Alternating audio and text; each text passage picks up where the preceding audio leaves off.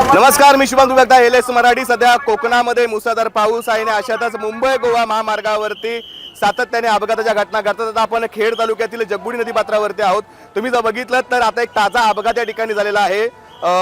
Maggi वाहून नेणारा truck या ठिकाणी थेट नदीपात्रात गेलेला आहे. तुम्ही माझ्या बाजूला बघितलं तर खूप मोठ्या प्रमाणात इथल्या स्थानिक लोकांची रहिवांची गर्दी या ठिकाणी झालेली आहे.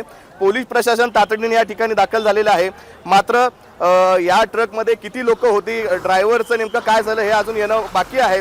प्रशासनाला तर रेस्क्यू ऑपरेशन करायला लागणार आहे. मात्र सर्वात महत्त्वाचा मुद्दा या ठिकाणी प्रामुख्याने होतं की मुंबई गोवा महामार्गावरती जे वाढणारे अपघात आहेत याला जबाबदार कोण. कारण गेल्या 1.5-2 वर्षापूर्वी याच लेनवरती तो अपघात झाला होता. तिथं 8 लोकांना आपला जीव गमवावा लागला होता आणि आता पण देखील ही अशी परिस्थिती. तुम्ही जर बघितलं तर हे लाईव्ह वाचतो मी तुम्हाला LS मराठी या माध्यमातून दाखवतोय. ट्रक जो गेलाय तो ही जी लाईन आहे, ह्या ज्या फळीत ही जी गॅप आहे, या गॅपमधून हा जो ट्रक गेलेला आहे.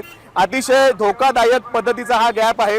गेल्या 1.5 महिन्यापूर्वी असाच एक ट्रक या ठिकाणी जाऊन अडकला होता.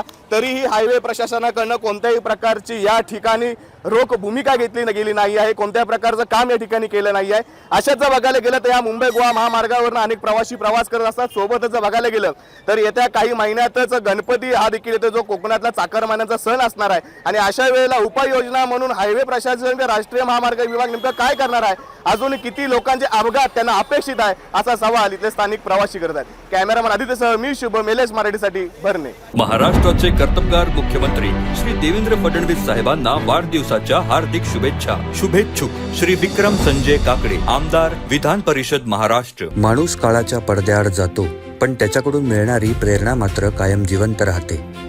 स्वर्गीय अजितदादांना त्यांच्या जयंतीनिमित्त विनम्र अभिवादन.